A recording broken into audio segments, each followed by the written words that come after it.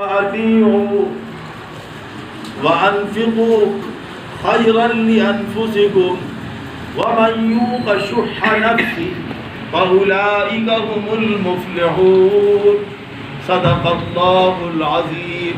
درود شریف پڑھ لیں ایک مرتبہ نماز والا درود ابراہیمی. اللهم صل على محمد كما صليت على ابراهيم وعلى ال ابراهيم انك حميد مجيد. اللهم بارك على محمد وعلى ال محمد كما باركت على ابراهيم وعلى ال ابراهيم.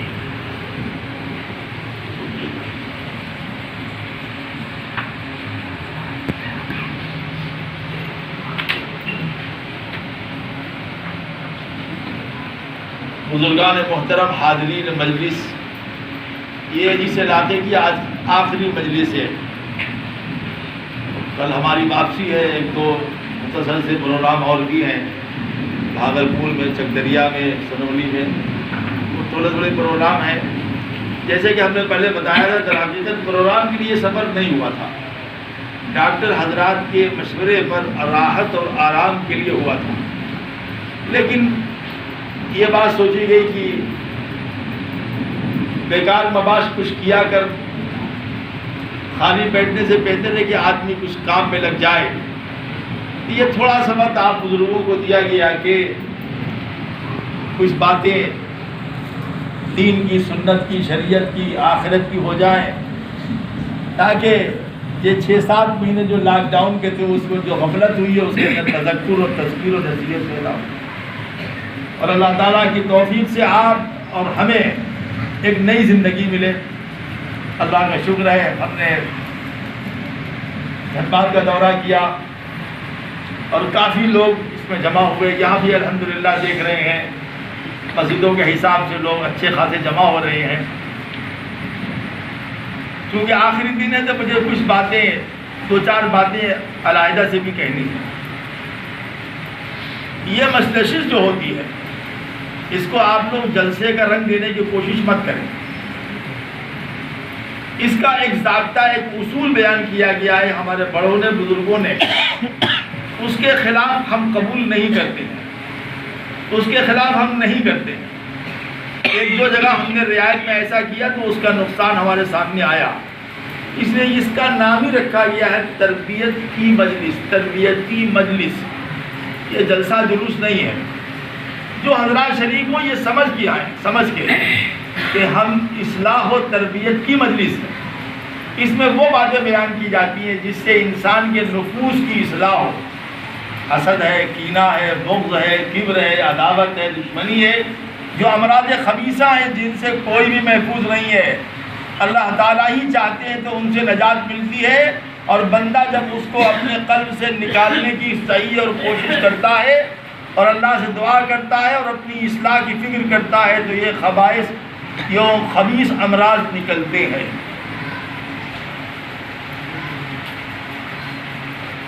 ان امراض خبیثہ باطنہ میں سب سے بڑا خبیث جو مرض ہے وہ ہے شرک اور کفر. اور اس میں آخری نمبر کی جو مرض ہے وہ ہے حب جاہ، حب مال، جس کی جڑ میں دنیا کی محبت ہے. جب دنیا کی محبت قلب میں آئے گی تو جاہ کی محبت پیدا ہوگی.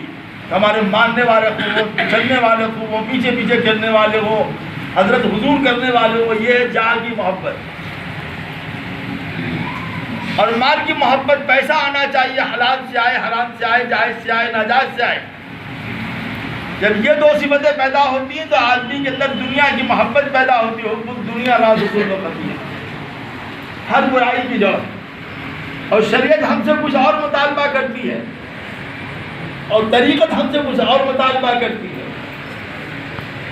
جس بات کا شریعت مطالبہ کرتی ہے اسی مطالبے کو طریقت اور معرفت اور سلوک کے ارباب مشائخ جو ہیں اسی احکام شریعت کو مضبوطی کے ساتھ اپنے لوگوں میں داخل کرنے کی صحیح اور کوشش کرتی ہیں. اس کی تدابیر بتاتی ہیں، اس کا علاج بتاتی ہیں، اس کا طریقہ بتاتی ہیں. جو آدمی اس پر عمل کرتا ہے اللہ کے فضل و کرم سے اس کے باطن کی اصلاح ہو جاتی ہے. تو وہ باب ولایت پر کھڑا ہو جاتا ہے. اب اندر جانا اس کی مرضی ہے. جتنا زیادہ پرہیزگاری، تقویٰ، اللہ کا خوف، آخرت کی فکر پیدا ہوگی، اتنا ہی زیادہ دنیا کی برکتیں اور آخرت کی رحمتیں اس پر متوجہ ہوں گی۔ یاد نہیں پڑتا ہے کہ میں نے سنایا تھا، لیکن سناتے ہیں تازہ خواہی داشتن گردہ گائے سینرا گاہے گاہے باز خاں یہ قصہ پاری نرا۔ ہم نے قصہ سنایا تھا، پتہ نہیں یاد ہے کہ نہیں، یا آپ لوگوں کو کہیں سنایا ہی نہیں 3-4 دنوں میں۔ وہ قصہ لمبا ہے لیکن خلاصہ اس کا یہ کہ حضرت سیدنا امام احمد ابن حنبل، حضرت سیدنا امام احمد، امام محمد اور امام ابو یوسف، جو حضرت امام ابو حنیفہ کے بہت بڑے شاگرد ہیں، بہت اعلیٰ درجے کے شاگرد، ہمارے مشائخ سے، شیوخ حدیث سے اور فقہا سے پوچھئے، وہ ان کی عظمت بیان کریں گے۔ اور استاد جب اپنے شاگرد کے بارے میں کہہ دے تو آگے کسی کی بات رہتی ہی نہیں۔ امام اعظم ابو حنیفہ رحمۃ اللہ علیہ ایک مرتبہ سفر کر رہے تھے اور جنگل سفر کر رہے تھے، طلوع آفتاب کا وقت ہو گیا، قریب تھا کہ آفتاب طلوع ہو جائے، نماز فجر قضا ہو جائے۔ ایک جگہ پانی نظر آیا تو دونوں استاد شاگرد نے وضو کیا اور نماز کے لیے امام اعظم نے امام ابو یوسف سے فرمایا تم نماز پڑھاؤ۔ آپ کو پتہ ہے فجر کی نماز تھوڑا لمبی پڑھی جاتی ہے، لمبی سورہ پڑھی جاتی ہے، تو امام ابو یوسف رحمہ اللہ نے سورہ عصر اور سورہ کوثر پڑھا کے نماز ختم کر دیا۔ تو امام اعظم ابو حنیفہ کا یہ ارشاد آج بھی کتابوں میں موجود ہے، سارا یعقوبی فقیہا، یعقوب جو میرا بیٹا ہے وہ فقیہ ہو گیا ہے، سمجھدار ہو گیا ہے، وہ سمجھ گیا ہے کہ اس وقت لمبی سورتیں پڑھنے کا وقت نہیں ہے، اختصار سے کام ہوتا ہے کہ وقت کے اندر نماز ہو جائے۔ یہ اتنے بڑے آدمی تھے۔ امام اعظم ابو حنیفہ نے فقیہ ہونے کی ان کو سند دی ہے، وہ ڈگری نہیں جو آپ دارالعلوم سے لاتے، یہ ڈگری امام اعظم ابو حنیفہ کی ہے۔ اب وہ واقعہ سنیے تو سنانا چاہتے ہیں کہ امام محمد امام ابو یوسف کے بہت شاگرد ہیں۔ ایک شاگرد ان کے ایسے تھے جو بڑے متقی، بڑے پرہیزگار، بڑے عبادت گزار، 24 گھنٹہ مسجد میں رہنے والے اور آج کی زبان میں پیری مریدی کرنے والے، لوگوں کو ذکر اور اذکار کی تلقین کرتے، آخرت کے قصے سناتے، گناہوں سے بچنے کی تلقین کرتے۔ وہ امام ابو یوسف امام محمد کے تلامذہ میں پیر صاحب سمجھ لیجیے، ان کو آپ پیر صاحب سمجھ لیجیے، اس کا نام میرا بھول گیا ہے، ابھی میرا نام یاد ہے، کہیں ڈائری میں لکھا بھی ہوا ہے۔ تو ذکر اذکار کراتے تھے اور میں تو ارشاد کا کام کرتے تھے، بڑا ان کا حلقہ تھا لمبا۔ اسی زمانے میں قاضی شہر کا انتقال ہو گیا۔ قصہ آپ سن لیجیے، تب پہلے دن کی تقریر جنہوں نے سنا ان کو یاد آ جائے کیا کہا تھا۔ تو خلیفہ نے ان دونوں حضرات سے مشورہ کیا کہ کس کو قاضی بنایا جائے۔ سب کا خیال تھا کہ پیر صاحب کو قاضی بنایا جائے گا، کیونکہ شیخ ہے، بڑے ماننے والے ہیں، ان کو بنایا جائے گا۔ لیکن امام محمد امام ابو یوسف نے ایک دوسرے آدمی کو مشورہ دیا کہ فلاں آدمی کو قاضی شہر بنایا جائے۔ سب کو بڑی حیرت ہوئی کہ اتنے بڑے عارف باللہ کو چھوڑ کر کے بنوایا گیا۔ غور سے سنیے، خیر وہ بنے، جن صاحب کی سفارش کی گئی تھی وہ بنے۔ تو قاضی بننے کے لیے فقیہ ہونا ضروری ہے، مسائل پر نگاہ ہونا ضروری ہے۔ ان کے اندر بزرگی تھی لیکن فقاہت نہیں تھی، قضاء کے مسئلے فتویٰ دینے کے لیے اور مقدمات کے فیصل کرنے کے لیے جس استعداد کی ضرورت تھی وہ ان کے اندر نہیں تھی۔ خیر یہ قاضی ہوئے تو قاضی صاحب کے یہاں ایک مقدمہ پیش ہوا۔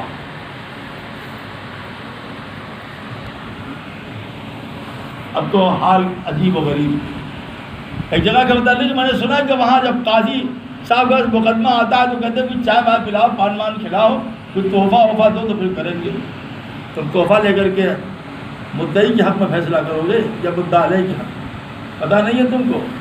حرام ہے، قاضی کے لیے حرام ہے ہدیہ کو قبول کرنا۔ جس کا مقدمہ ہو اس چائے پینا تو دور، کسی قسم کا کوئی ہدیہ قبول نہیں کر سکتے۔ شک پیدا ہو جاتا ہے کہ اس کے حق میں فیصلہ کر رہے ہیں۔ خیر مقدمہ دائر ہوا اور مقدمہ عدالت میں گیا تو قاضی نے پوچھا کہ اس کا کوئی گواہ ہے؟ کہا ہاں گواہ ہے، بہت معتبر مستند گواہ ہے۔ کہا اچھا، کہا کل عدالت میں پیش کیا جائے۔ تو کل عدالت میں جن کو بطور گواہ کے پیش کیا گیا وہ وہی بزرگ تھے، پیر صاحب، دونوں کے شاگرد، ہزاروں کی پیر۔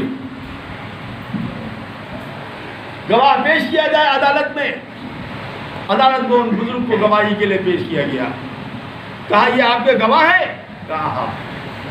غور سے سننا والا لوگ، کہا ان کی گواہی ہم قبول نہیں کریں گے، یہ گواہی دینے کے لائق نہیں ہے، ان کی گواہی معتبر نہیں ہے۔ عدالت میں سے لوگ چیخنے لگے، ان کی گواہی معتبر نہیں ہے، جو گزشتہ 32 سال سے مسجد میں معتکف ہے، اشراق 4 شب بابیل پڑھتا ہے، گھر سے باہر مسجد کے باہر نہیں نکلتا، اس کے ہزاروں مریدین ہیں، یہ ابو یوسف امام محمد کے شاگرد، اس کی عدالت قبول نہیں ہے۔ تو قاضی نے جواب دیا کہ سب صحیح، سنیے، کہا سب صحیح، میں بھی ان کی مجلس میں بیٹھتا ہوں، کہا میں بھی ان کی صبح شام مجلس میں بیٹھتا ہوں، ان کی بزرگی، ان کی ولایت سب قائم، لیکن شرعاً یہ گواہی دینے کے لائق نہیں، اہل نہیں ہے۔ کیوں؟ کہا ایک دن میں مسجد میں پہنچا تو مسجد میں اذان ہو رہی تھی، یہ کسی کتاب کے مطالعے کا میں مشغول تھی، اگر یہ قرآن کی تلاوت کر رہے ہوتے تو ہم تعبیر کر لیتے کہ بھائی قرآن پڑھ رہے تھے، حدیث پڑھ رہے تھے، اگر یہ سبق پڑھاتے ہوتے تو میں تعبیر کر لیتا بھائی سبق پڑھا رہے تھے۔ اذان کا جواب دینا شرعاً واجب ہے، اس پر جناب رسول اللہ صلی اللہ علیہ وسلم نے شفاعت کا حکم کیا ہے کہ جو اذان کا جواب دے گا اور اذان کے بعد کی دعا کرے پڑھے گا اس کے لیے میری شفاعت واجب ہے۔ اذان کا جواب دینا واجب ہے، اس وقت یہ حکم اگر تلاوت کر رہے ہو تلاوت بند کر دو، دعا کر رہے ہو تو دعا کرنا بند کر دو۔ یہ شخص جب میں مسجد میں داخل ہوا تو یہ قرآن کی تلاوت نہیں کر رہے تھے، یہ تسبیح نہیں پڑھ رہے تھے، حالانکہ قرآن کی تلاوت ہی بند کر دینا ہے۔ اذان کے بعد ایک ہی عبادت ہے، اذان کا جواب دینا۔ تو مولانا صحیح کرے گا نہیں؟ لیکن یہ کسی کتاب کا مطالعہ کر رہے تھے، ادھر سنیے، ادھر کسی کتاب کا مطالعہ کر رہے تھے۔ جو شخص اللہ کے احکام سے عدل نہیں کر سکے، جو شخص اتنا غافل ہو کہ اللہ کی پکار آ رہی ہے اللہ اکبر اللہ اکبر، وہ اللہ تعالیٰ کے جواب نہیں دے رہا ہے بلکہ کتاب کے مطالعے میں مشغول ہے، تو وہ شخص عادل نہیں ہے، اور جو عادل نہیں ہے اس کی گواہی قبول۔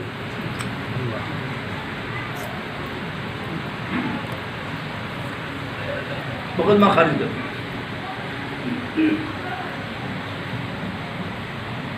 امام محمد امام ابو یوسف کو خبر پہنچی تو انہوں نے کہا الحمدللہ، اللہ تیرا احسان ہے کہ میں نے ایسے شخص کو قاضی بنایا جو عدل و انصاف کیا کرتا ہے۔ آج عدل و انصاف ہمارے زمانے سے چلا گیا، ہم عدل و انصاف کی کسوٹی پر آئیں تو بکھر جائیں، پھینک دیا جائے۔ پکس بات، رشتہ داری، تعلقات، دوستی، محبتیں، برادریاں، اس نے ہمارے قلب میں زنگ لگا دیا۔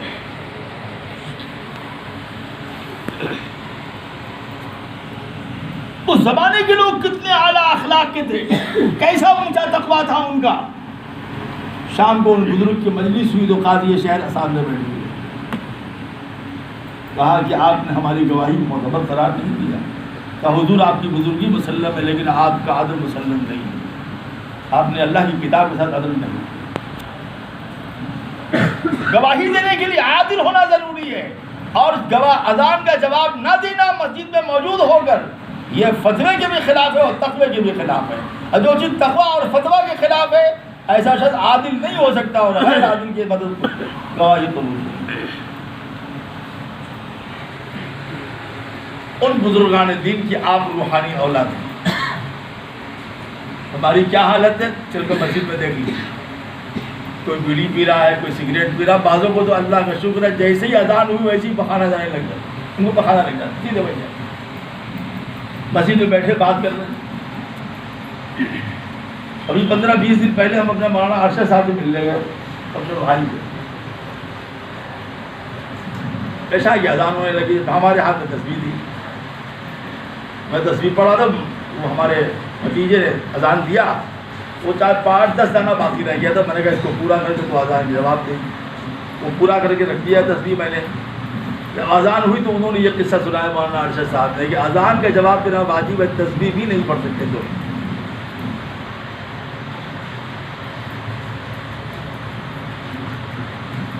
جماعت الگ چیز۔ جب دین ہمارے قلب میں آئے گا، راسخ ہوگا، جمے گا، تب ہم کیا کریں گے؟ اللہ کے احکام کو اس کے وقتوں میں ادا کریں گے۔ اور جب دین ہمارے قلب میں راسخ نہیں ہوگا، رسمی اور خاندانی دین ہوگا، تو ہم اللہ کے احکام کو اس کے وقت پر نہیں ادا کریں گے۔ من مانی زندگی ہوگی، جیسے چاہیں گے ویسے کریں گے، جو چاہیں گے وہ کریں گے۔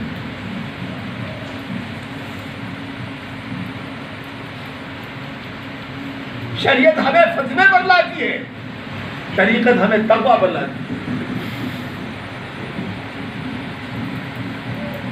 شریعت ہمیں احکام بتاتی ہے، طریقت ہمیں احکام پر عمل کرنے کا سلیقہ بتاتا ہے، طریقہ بتاتا ہے۔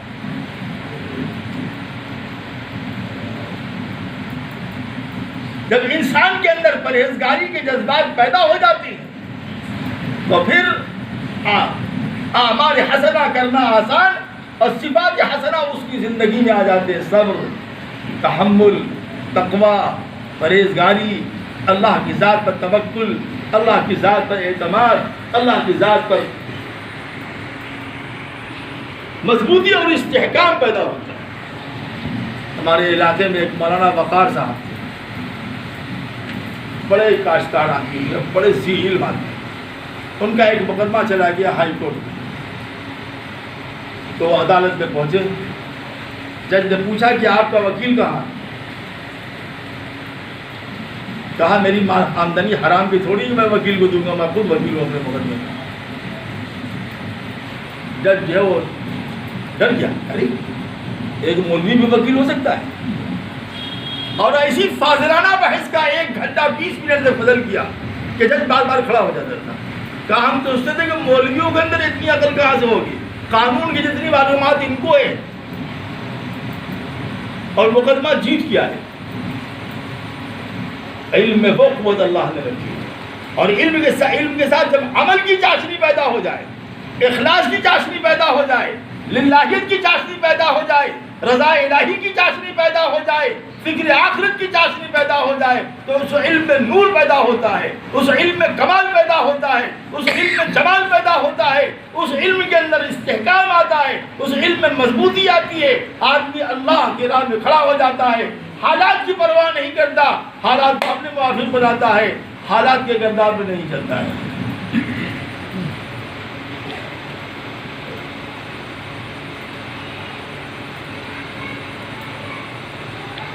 ہمارے نوجوان بچے سیکھیں، زندگی گزارنے کا فن سیکھیں، زندگی گزارنے کا سلیقہ سیکھیں، گھروں سے اپنی زندگی کو شروع کرو، یا عدل قائم کرو، یا انصاف قائم کرو، ماں کے ساتھ، باپ کے ساتھ، بیوی کے ساتھ، بچوں کے ساتھ، پڑوسیوں کے ساتھ، دوستوں کے ساتھ، اپنوں کے ساتھ، پرائیوں کے ساتھ، تب سماج کے اندر عدل و انصاف قائم ہوگا، اللہ کا خوف آئے گا تو عدل کرو گے کہ زید اور بکر میں کیا فرق ہے۔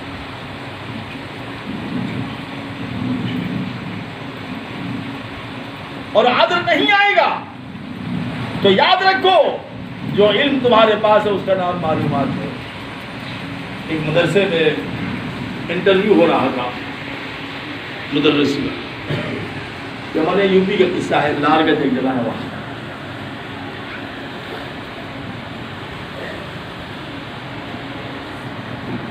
بہت سے لوگوں نے دیا۔ ایک صاحب ہمارے پاس آئے، کہا وہاں امتحان ہو رہا ہے، ہمارا بیٹا بھی وہاں گیا ہوا ہے، ذرا سا آپ کہہ دیجئے کہ اس کو رکھ لیں۔ تو میں نے ناظم صاحب کو خط لکھا کہ انٹرویو میں یہ بچہ جا رہا ہے، اگر واقعتاً یہ کامیاب ہو جاتا ہے تو آپ برادری کی بنیاد پہ اس کو نظر انداز مت کیجیے، کیونکہ ہم کمزوریوں سے واقف ہیں۔ اور اتفاق سے مولانا ظفر الاسلام صاحب ممتحن تھے، اس کو سب سے زیادہ نمبر دے دیا، سمجھتے کہ ہماری برادری کا آدمی ہے، اپنی برادری کا. وہ ہو گیا، انٹرویو ہوا، ہو گیا اس کا ہو گیا، خود بخود ہو گیا. اب دیکھیے، اب یہاں پر عصبیت جاہلیہ کام کر رہی. یہ تو ہیڈ مدرس کے عہدے پر ہمارا برادری کا آدمی ہے، ان کے برادری کا آ گیا ہے. تو کہا دوبارہ امتحان ہوا، صحیح طریقے سے امتحان نہیں ہوا، اور پھر اس کو فیل کر کے اپنی برادری کا آدمی ہو گیا.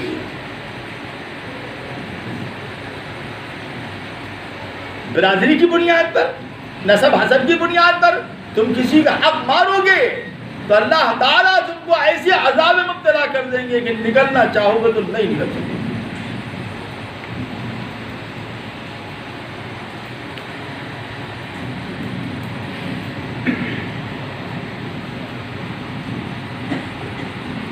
وہ انتشار پیدا ہوا کہ وہ ادارہ ہی بند ہو گیا. کہ جب کسی کام کی بنیاد اخلاص پر، للہیت پر، تقویٰ پر، آخرت پر، اچھی نیت پر نہیں ہے تو وہ کوئی کام انفرادی کام ہو، فرد واحد کا، اجتماعی کام ہو، سب کا چلتا نہیں ہے.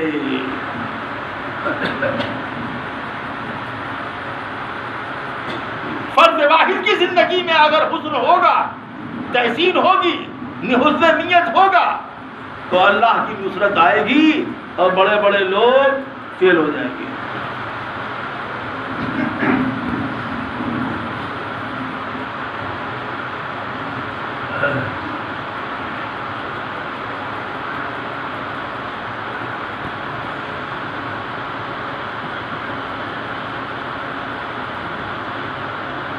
پہلے زمانے کا قصہ لکھا ہوا ہے کہ ایک سوداگر تھا، نیا سوداگر بنا تھا. بازار میں سامان بیچنے کے لیے تجربے کی ضرورت ہے. ڈاکٹر پہلے کمپاؤنڈر بنتا، پھر ڈاکٹر بنتا. بہت سے کمپاؤنڈر ایسے 30 40 سال ڈاکٹر کے پاس رہ کر کے دواؤں کی معلومات اتنی کر لیتے ہیں کہ خود ڈاکٹر کو نہیں ملتی.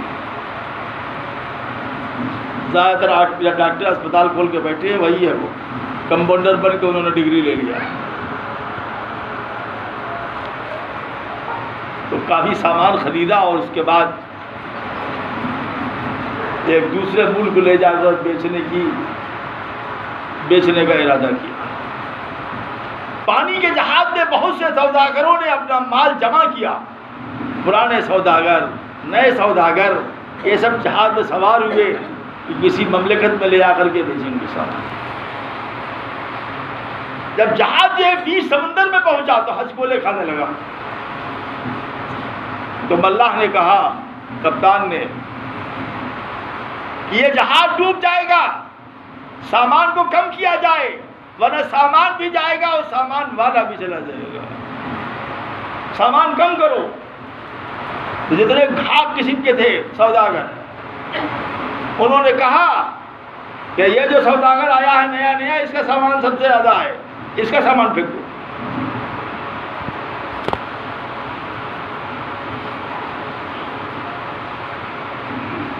امانت داری، دیانت داری تو ہم نے ابھی بھی دیکھی مدینہ طیبہ میں کہ سامان موجود ہے اور کہہ دیا سامان وہاں سے خرید لو. کیوں کہ آج بھر کی جتنی آمدنی مجھ کو ہو چکی ہے اس کی دکانوں کوئی گاہک نہیں گیا. یہ میں نے اپنی آنکھ سے دیکھا مدینہ طیبہ میں، اپنی آنکھ سے دیکھا. ہے آج کے اندر کسی کے درمان یہاں تو مزاج بنا ہر چاہت در گھسیٹم، جو ہے کھینچے جاؤ، دنیا چولہے باہر ہے. آنکھ سے دیکھا یہ داماد 10 درہم کی یہ کپڑا ہے، یہ 30 درہم ہوئے، یہ 50 درہم ہوئے. یہی سامان ٹھیک اس دکان سے خرید لیجیے کیونکہ روزانہ کی جتنی میری آمدنی ہوتی ہے وہ پوری ہو گئی ہے. اس بیچارہ غریب سویرے سے بیٹھا ہوا، اس کو کوئی بولنے نہیں. ہماری زبان اس کو کدب بولنی نہیں ہے. کسی تاجر کے اندر بخراب تو بہت بنتے ہو، ہے کسی کے اندر ہمت. آپ سوچیں گے 7,000 پڑا اللہ کا فضل پا کے آج 8,000 کمایا. یہ نہیں سوچا کہ ہمارا بھائی فاقہ کر دیا ہے، اس کا عذاب کس کو ہوگا. تصویر پڑھنے کا نام نہیں ہے اسلام.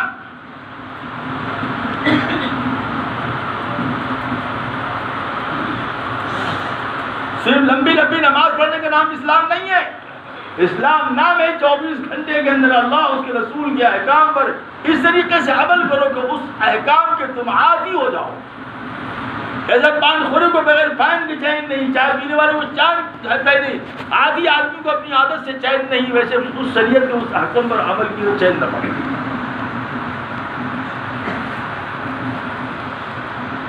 تو اس نئے سوداگر نے کہا بھائی ایسا آپ کیوں کر رہے ہیں؟ ایسا کیجئے کہ ہر آدمی اپنے اپنے سامان سے تھوڑا سامان کم کر دے تو جہاد بھی بچ جائے گا اور تھوڑا تھوڑا نقصان سب کا ہوگا لیکن سب کا مال بچ جائے گا. لیکن بگڑتی ہے جس وقت ظالم کی نیت نہیں کام آتی ہے دلیل اور حجت. وہ تو پہلی سے دل میں حسد تھا کہ اتنا سامان لے کے جا رہا ہے، اس کا بک جائے گا، زیادہ پیسہ پائے گا، تو کہا کہ یہ بہت بکراتی کر رہا ہے، اس کا اور اس کا سامان دریا سمندر میں ڈال دو. دیکھ دیا اس بیچارے کو جہاں تک ہو سکی قوت ہو سکی سمندر کے اندر تیرتا رہا، پھر بے ہوش ہو گیا. یہ صحابہ کے دور کا قصہ نہیں سنا رہے ہیں جی. دیکھ دیا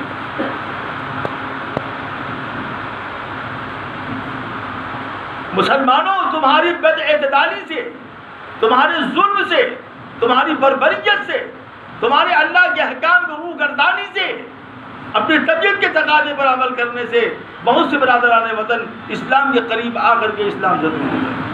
اور بہت سے ایسے واقعات پیش آئے کہ ہمارے ہی اور آپ کے عدل و انصاف سے، پیار و محبت سے دشمن RSS کے ممبر، RSS کے شہری صدر اسلام لائے، کلمہ پڑھا، داڑھی رکھ کر کے دعوت کا کام کر رہے ہیں. ابھی کا قصہ سنا رہے ہیں آپ کو. بدل لو، ابھی بھی وقت سے سدھر جاؤ، خدائی مار سے بچو.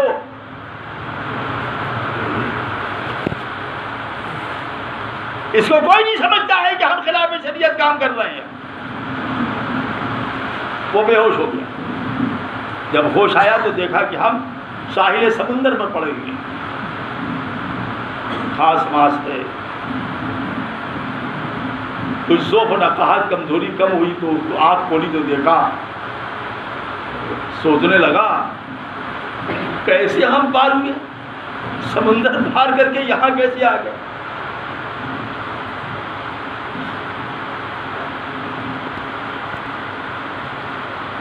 نور حق شمع الہی کو بجھا سکتا ہے کون؟ اور جس کا حامی ہو خدا اس کو مٹا سکتا ہے کون؟ اللہ نے انتظام کیا کہ وہ آ گیا. اب اس نے اٹھ کے دیکھا تو یاد آیا کہ اوہو میرا تو سامان سب سمندر میں پھینک دیا گیا اور مجھے بھی پھینک دیا گیا. کچھ افسوس ہوا لیکن اس نے سوچا تو اب جو ہونا تھا ہو گیا. تو دیکھا کہ آس پاس میں 2-3 پیڑ ہیں، اس میں کسی کے پھل میں امرود آ رہا ہے، کسی میں انار ہے، کسی میں کچھ ہے. تو اللہ کا شکر اس نے ادا کیا. اب صاحب اس کا معمول یہی ہو گیا کہ وہ پیڑوں سے کھاتا، سمندر کا پانی پیتا، اللہ کی عبادت کرتا. مرغزیت کیوں بدا مفتت تحمل باعث. جب آدمی خدا نخواستہ کسی مصیبت میں گرفتار ہو جائے تو اجلت سے کام نہ لے، گھبرائے نہیں بلکہ سکون سے رہے. دیکھنے والا سمجھے کہ یہ مصیبت میں گرفتار نہیں، یہ بالکل راحت میں ہے. تب عقل کام کرے گی اس مصیبت سے نکلنے کی. ہمارا ایک ناتی ہے تو اس کی ماں نے کہیں دیکھا راستے میں چھوٹا سا طوطا کہتے ہیں، طوطا چوچو کرتا ہے، تو وہ پکڑ خرید دیا اس کے بچے کے لیے. تو ہمارا ناتی ہر وقت اس کے لے کے گھما کرتا تھا پجرا اس کا. کھانا کھاؤ دے، پانی پیو دے، طوطا کہو، اللہ اللہ کہو، یہ کہتا وہ چلا گیا. اور اس کو طوطے سے اتنی محبت تھی کہ رات کو بھی لے کے سوتا تھا. تو نہ طوطا تو اللہ اللہ پلو. اور وہ طوطا بھی ان سے بہت مانوس ہو گیا تھا. جہاں دیکھے چوں چوں چوں شروع کر دیا. وہ چلا گیا ناتی ہمارا اپنے ماں کے ساتھ.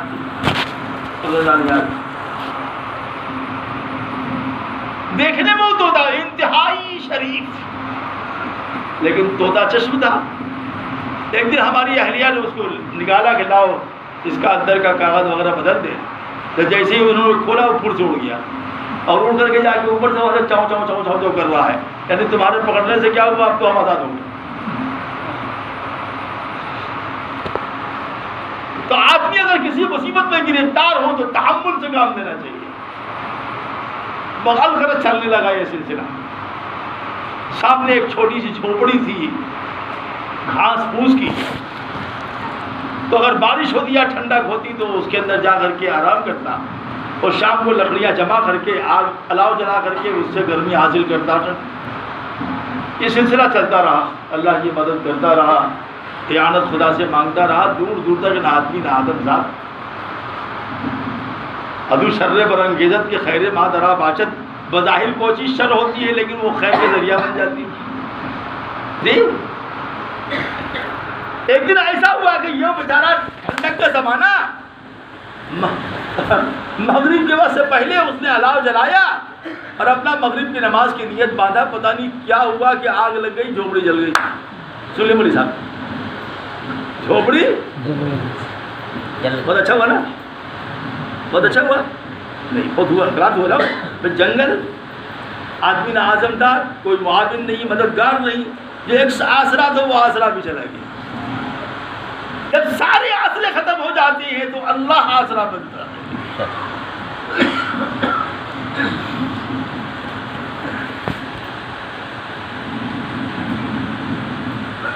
ہمارے حضرت رحمۃ اللہ علیہ نے ایک بدو ہم کو خبر کیا کہ فلاں جگہ جلسہ ہے, تم چلے جاؤ.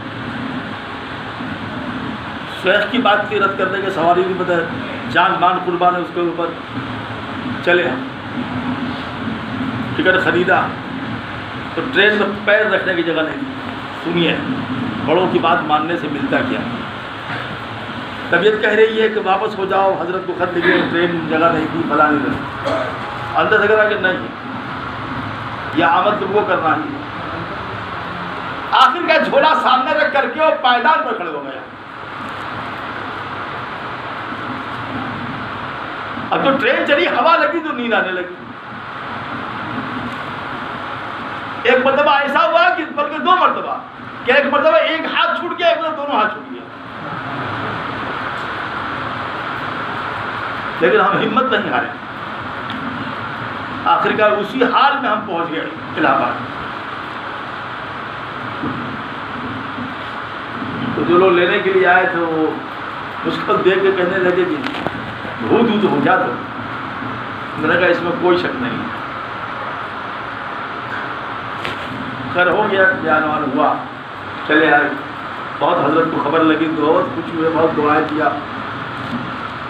فرمایا جان جوکھم نہیں ڈالنا چاہیے تھا, ایسی باتیں تو نہیں جانا چاہیے تھا.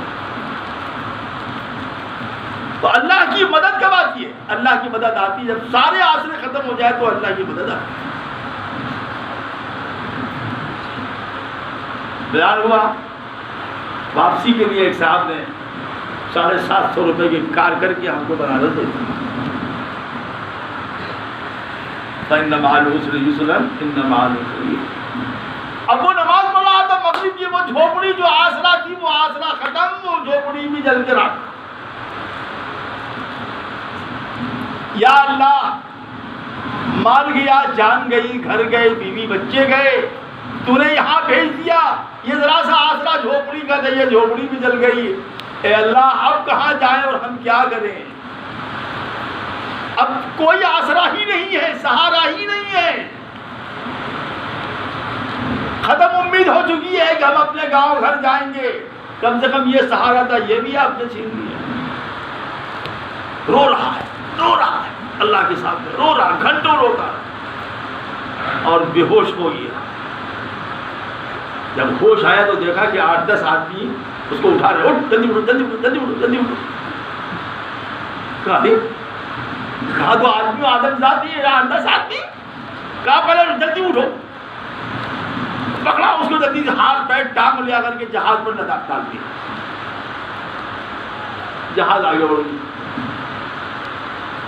یہ سمجھا نہیں ہوا کیا اچانک. تو کہا بھائی یہ کیا بات ہے, یہ مہینے یہاں پڑے رہے, کسی نے پوچھا نہیں, یہ تم کہاں سے آگے رحمت الہی بن کر. تو اس نے جواب دیا کہ یہ ساحل سمندر کا قانون ہے. سنیے, ادو شر برانگیزت کی خیر مادرا باچت, بظاہر آگ جلی, گھر جلا, لیکن یہی چیز رحمت کا باعث بن گئی.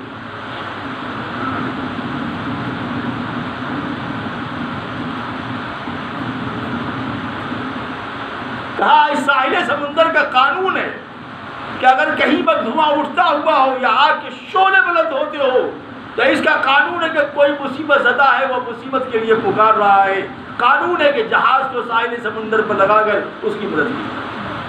وہ اللہ نے جلوایا تھا کہ خود جل گیا تھا۔ کہا جب دیکھا کہ شعلہ جل رہا ہے، آگ بلند ہو رہی ہے، تو ہم سمجھ گئے کہ کوئی نہ کوئی ہم لوگ کہ کوئی نہ کوئی مصیبت میں گرفتار شخص ہے۔ ہم دونوں جہاز کو کھینچا اور کھینچ کر کے کیا لگایا، تب تم کو اٹھایا۔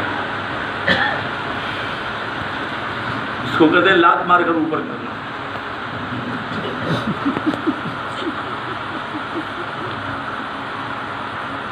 ہمارے یہاں ہندوستان میں اندرا گاندھی کے زمانے میں شاطر چوہان صاحب مہاراشٹر کے چیف منسٹر تھے، بڑے دبنگ لیڈر۔ تو اندرا گاندھی کی عادت تھی کہ وہ کسی کاغذ پر سائن نہیں، دستخط نہیں کرتی تھی، کوئی حکم دیتی تھی، اور اس کا انداز جو تھا وہ بڑا پھول کیا اس نے چوہان صاحب کو، ریزائن کرو دلی آؤ۔ اس کی مجال تھی کہ اتنا سننے کے بعد وہ 2 منٹ رہ سکے، دلی آؤ۔ تو انہوں نے گورنر کو استعفیٰ سونپا، تو جلدی اپنا چٹھی اڈی سنبھالے ہوئے دلی آئے، پہنچے وزیر اعظم ہاؤس، کہا بیٹھ جاؤ، کہا ریزائن کیا، کہا جی ریزائن کر دیا، کھڑے ہو۔ صدر ہاؤس لے گئے، صدر جمہوریہ کیا، صدر جمہوریہ سے کہا کہ ان کو ہندوستان کے وزیر داخلہ کو عہدہ دلاؤ، طلب دلاؤ، اور ہر کام تیار نہ تھا، پہلے سے کچھ رہتا نہیں مسئلہ۔ تو ہندوستان کے وزیر داخلہ کا حلف دلایا جائے اس کو۔ فوراً صدر جمہوریہ نے، ہندوستان کے جمہوریہ نے، وزیر اعظم کے بعد نمبر 2 شروع ہوتا ہے جو داخلہ منسٹر، اب دلایا، اور اندرا گاندھی نے کار پر بٹھال کے پہنچا دیا اس سرکاری دفتر میں جہاں وہ بیٹھتے تھے۔ تو اخباری نمائندوں نے ان سے پوچھا کہ ابھی آپ 4-5 گھنٹے پہلے چیف منسٹر سے ایک صوبے کے وزیر داخلہ ہے، آپ کا کیا تاثر ہے؟ کہا لات مار کے اوپر کر دیا گیا۔ لات مار کے اوپر کر دیا گیا، اسی کو اوورزو کہتے ہیں کہ لات مار کے اوپر کر دیا گیا۔ تو اسے بتایا اپنا قصہ جہاز والوں کو، اور سنیے ہنسے بس تھوڑا وہ بھی لے لیجیے کہ ایسے ایسے ہمارے ساتھ پیش آیا ہے۔ کہا جس جہاز والوں نے ظلم کیا وہ جہاز پورا ڈوب گیا، اس کا کچھ سامان، سنتے رہیے، تھوڑا دل لگا کے سنا کیجیے، ڈوبتے جہاز کے کچھ سامان جو ہیں وہ ہم لوگوں نے اپنے جہاز میں رکھ لیا۔ سمجھ رہے بات کہ پہنچے بات تک نہیں پہنچے منزل تک، ڈوبتے جہاز کے کچھ سامان ہم نے اپنے جہاز میں رکھ لیا ہے، ساحل سمندر پر لگایا اور کہا یہاں کا قانون ہے، یہ جہاز دوسرے ملک کا ہے، اس ساحل پر نہیں رک سکتا، ہم آپ کو نہیں اتار سکتے، ہم آپ کچھ نہیں کر سکتے، یہاں روکتے ہیں۔ یہاں سے ایک کشتی آ رہی، اس کشتی پر بیٹھ کے آپ ساحل سمندر پر چلے جائیے، ہم سمندر میں جہاز، اور یہ جتنا سامان ہے یہ سب آپ لے جائیے۔ آپ وہ نقصان کی تلافی بھی ہو گئی، اور جان بھی بچی اور مال بھی واپس مل گیا سب کو۔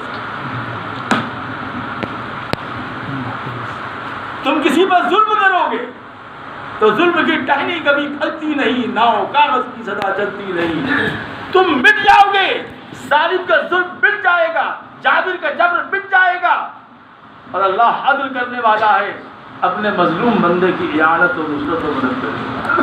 دیر ہو سکتی ہے، گھر کی انفرادی زندگی میں ظلم کرو گے تو یہی اجر ہوگا، اجتماعی زندگی میں ظلم کرو گے تو یہی اجر ہوگا۔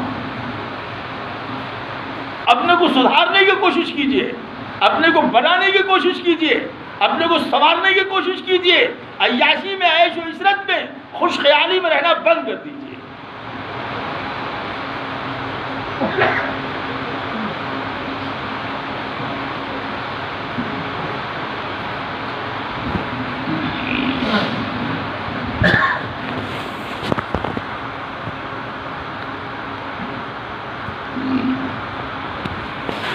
ہم بہت شکر گزار ہیں آپ کے دل کی گہرائی سے کہ آپ لوگوں نے مہیلا میں، نادن خیر میں، یہاں مسجدوں اور گاؤں کے حساب سے بڑی تعداد میں جمع ہوئے، اور ہماری تلخ و شیریں بات آپ نے سنا۔ یہ گفتگو نہیں ہونا چاہیے، صرف کہنا سننا نہیں، بلکہ ہماری زندگی بنے، ہم اپنے پسماندگان کے لیے نمونہ بن کے جائیں۔ ہم اپنی اولاد کے لیے نمونہ بن کے جائیں، ہم اپنے سماج کے لیے نمونہ بن کے جائیں، ہم اپنے سے چھوٹوں کے لیے نمونہ بن کے جائیں۔ وہ اسی وقت ممکن ہے جب ہمارے اندر پرہیزگاری آئے گی، عدل آئے گا، انصاف آئے گا، ہمارے اخلاق اچھے ہوں گے، ہمارے کردار اچھے ہوں گے، اللہ کی مخلوق سے پیار ہوگا، سب کو درگزر اور معاف کرنے کا جذبہ بنے گا، اچھا مزاج بنے گا، اچھی چیز بنے گی، اچھے اخلاق و عادات بنیں گے، تب انسانی مزاج کے اندر ترقی آئے گی۔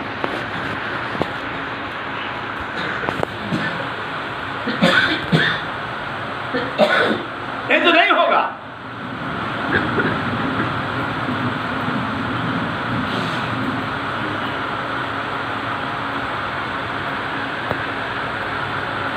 ہم فکر کریں،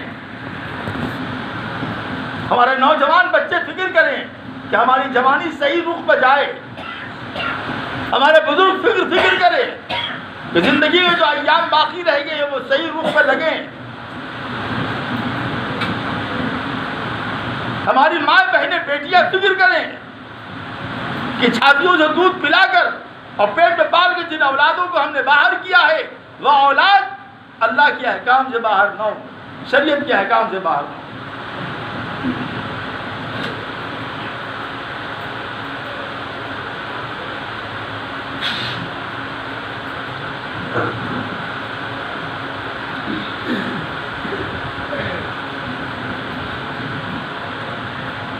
جہاں تک ہو سکے اللہ سے ڈرو، اپنے اندر پرہیزگاری پیدا کرو،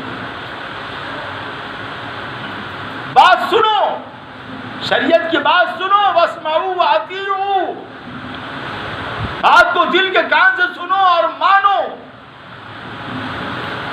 مال کی محبت پیدا ختم کرنے کے لیے اپنے مال کو اللہ کی راہ میں لگاؤ، دوسرے کے مال پر لالچ کی نظر مت رکھو، حرص مت رکھو، دوسرے کے مال پر نظر مت ڈالو۔ اللہ نے جو تمہیں روزی دیا ہے اس پر قناعت کرو، محنت سے حق حلال کی روزی کما کر کھاؤ، اپنے والدین کی خدمت کرو، اپنی بیوی بچوں سے پیار کرو، ان کو اچھی عادتیں سکھلاؤ، ان کی زندگی کے رخ کو بناؤ۔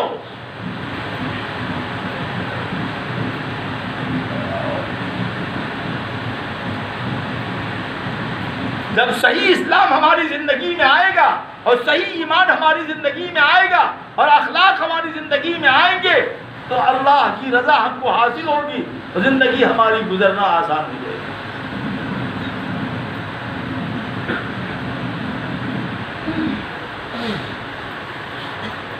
زندگی گزارنے کا فن سیکھو، اصلاح کے طالب بنو، اصلاح کرتے رہو۔ علامہ سید سلیمان ندوی کے داماد سید حسن صاحب کمشنر تھے، الہ آباد میں، پرتاپ گڑھ میں، بنارس میں، کوئی ان کو دیکھ کر کہہ نہیں سکتا تھا کہ یہ کمشنر، انتہائی خوبصورت چہرہ، بڑی داڑھی، ہاتھ میں تسبیح، اور کمشنر ہاؤس سے پنج وقتہ نماز آ کے باجماعت پہنچتے تھے۔ علامہ سید سلیمان ندوی کے داماد سید حسن کمشنر، ہمارے حضرت مولانا شاہ وصول اللہ صاحب کے بھی خلیفہ تھے، اور ہمارے حضرت جلال آبادی رحمۃ اللہ علیہ کے بھی خلیفہ تھے۔ ایک عجیب سی کیفیت رہا کرتی تھی جو بات آپ کو سمجھانے کی، انہوں نے ہمارے حضرت مسیح الامت رحمۃ اللہ علیہ کو اپنا ایک خط لکھا اپنے اصلاح کا، تو تھوڑی سی کوتاہی ہو گئی۔ کیا؟ انہوں نے ایک صفحے پر مضمون لکھا اور دوسرا صفحہ چھوڑ دیا، پھر تیسرے میں لکھا، چوتھا صفحہ چھوڑ دیا۔ تو حضرت رحمۃ اللہ علیہ نے لکھا کہ یہ اسراف بیجا، آپ اپنی بات کی ایک ورق میں پورا کرتے تھے، آپ نے اس کو 4 ورق میں پورا کیا، اگر یہ ایک ورق بچتا تو کسی اور کام آتا، یہ اسراف بیجا ہے، یہ کاغذ کا صحیح استعمال نہیں ہے۔ ہم لوگ ہوتے تو کیا کرتے؟ جی وہ اصل میں ایسی بات تھی اور ویسی بات تھی اور خیال نہیں رہا اور جو ٹھیک نہیں تھا اور جو ہے تو دستاویز۔ انہوں نے ایک جواب لکھا، سید سلیمان ندوی کے داماد تھا، شاہ وصول اللہ صاحب کی صحبت ہو رہی ہے. حضرت میں آپ کا بہت شکر گزار ہوں کہ آپ نے مجھے ایک ایسی کمی کی طرف توجہ دلائی جس کا میں ایک زمانے سے عادی ہوں. چونکہ میں سرکاری ملازم ہوں، کاغذات کا اسراف بھیجا میرے اندر مرض ہے، لیکن آپ کے ٹوکنے سے اصلاح ہو گئی. انشاءاللہ آج کے بعد سے کبھی کاغذ کا بھیجا اسراف نہیں ہوگا. یہ ہے اصلاح کے تعلیم، یہ ہے جن سے اللہ راضی ہوتا ہے. یہ وہ لوگ ہیں جن کی صحبت میں بیٹھ کر قلوب کی اصلاح ہوتی ہے. یہ وہ لوگ ہیں جن کی صحبت میں بیٹھ کر کے انسان کے نفس کا تزکیہ ہوتا ہے. یہ وہ لوگ ہیں جو مردان خدا کہلاتے ہیں.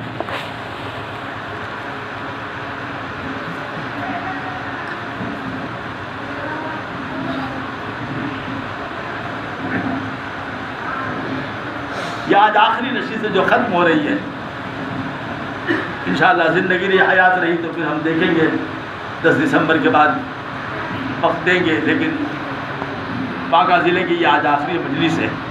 1-2 مجلس اور ہے اور تو چاہے تھوڑا اور وقت مل جائے، لیکن ٹرین کا مسئلہ ہے اور ٹکٹ بھی نہیں مل رہا تھا، مجبوری تھی ہماری. اور صحت بھی ہماری ایسی نہیں ہے.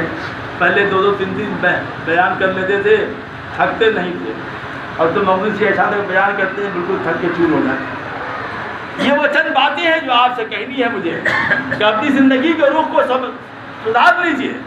ہمارے نوجوان بچے امت کے لیے نافع بنے، اپنے ملک کے لیے نافع بنے، حلال روزی کما کر کھائیں، نمازوں کی پابندی کریں، اپنے والدین کی خدمت کریں، اللہ سے ڈریں، رسول اکرم صلی اللہ علیہ وسلم کی سنت پر عمل کریں، صبح شام کی تسبیحات کی پابندی کریں.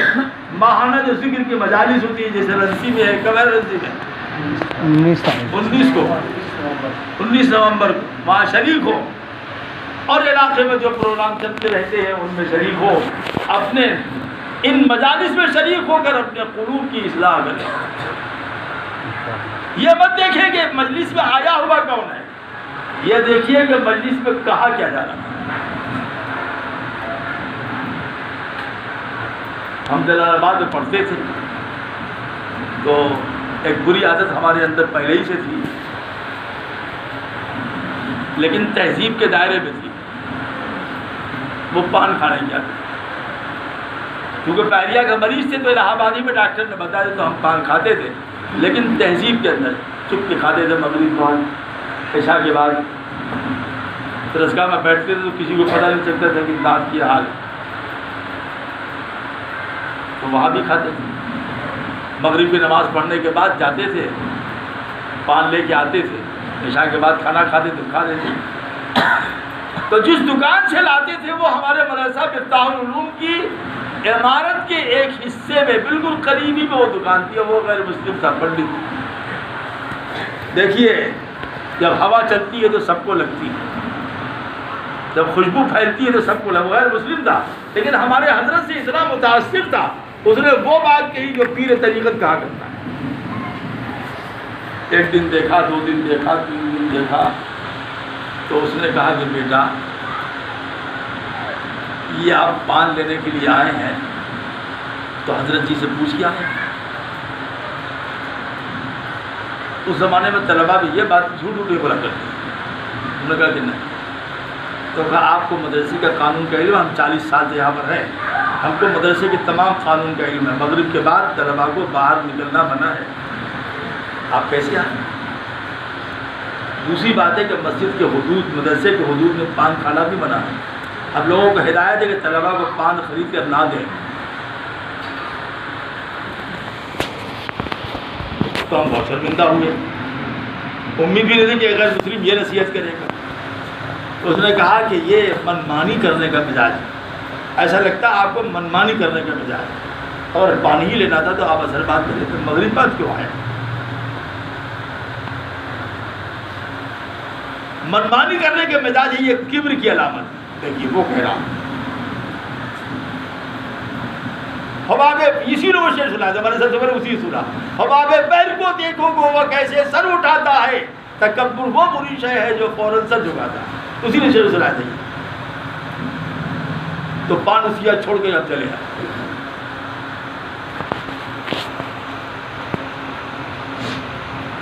تو تھوڑی دور پڑے تو کہا لے لو، لیکن آئندہ پان اثر بعد میرا مغرب بعد آؤ تو نہیں دیں گے، اور حضرت سے شکایت بھی کرتے ہیں، کیونکہ ہم لوگ ہندو ضرور ہیں، سامنے مندر میں پوجا کرتے ہیں، لیکن حضرت کی بات پر ہم لوگ عمل کرتے ہیں۔ ایک غیر مسلم کو وہ بات سمجھ میں آئی جو میرے سمجھ میں اس وقت نہیں آئی تھی۔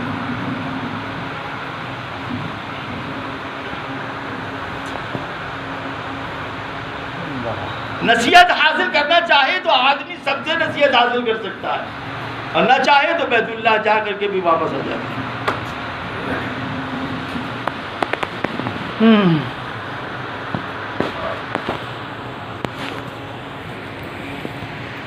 زندگی بنائیں، اپنے کو سجائیں۔ ہم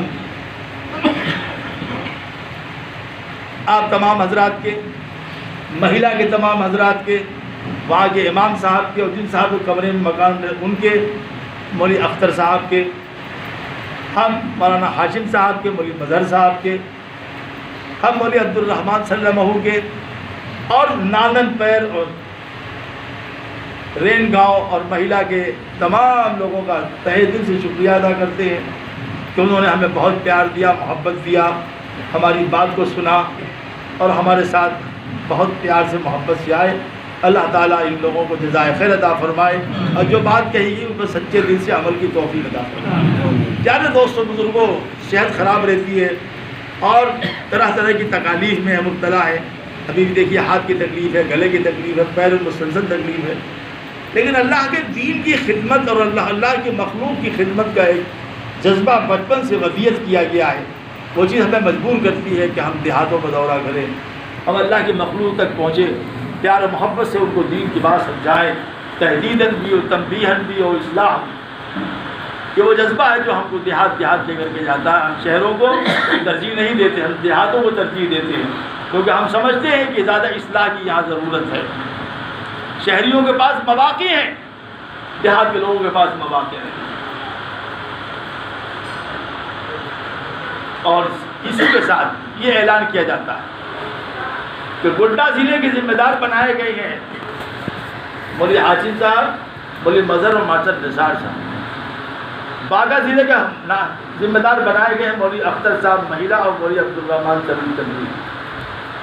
بھاگلپور کے ذمہ دار بنائے گئے ہیں مولوی شیردل اور شیردل صاحب اور حافظ مطیع الرحمان۔ کھگڑیا ضلع کے ذمہ دار حافظ کمال صاحب یہاں آئے ہوئے، ہر جگہ کے بنائے گئے ہیں۔ اس ضلع کے لوگ جو لینا چاہیں ان سے رابطہ کریں، یہ آپس میں باہم مشورہ کر کے، اور ان سب لوگوں کے سرپرست بنائے گئے مولانا اقبال صاحب رین گاؤں۔ وہ سب کے سرپرست سے کوئی مسئلہ پیدا ہوگا ان کا فیصلہ ماننا ہوگا۔ انشاءاللہ ہم 10 دسمبر کے بعد جیسے ہی فارغ ہوتے ہیں تو یہ دیا جائے گا، آپ جو صاحب چاہیں گے وہ لے سکیں۔ اگر کسی ضلع کے لوگ سمجھتے ہیں کہ نہیں ہمیں اتنے دن کی ضرورت نہیں ہے، وہ دوسرے ضلع کو دے دیں۔ ہم ان چند کلمات کے بعد اپنی بات ختم کرتے ہیں۔ صحت ہماری اچھی نہیں ہے کہ ہم بہت دیر بولیں، کوشش کرتے ہیں کہ دھیرے دھیرے بولیں، لیکن اندر کے جذبات تقاضا کرتے ہیں کہ نہیں بولو، لوگوں کے دلوں تک تمہاری بات جانے دو۔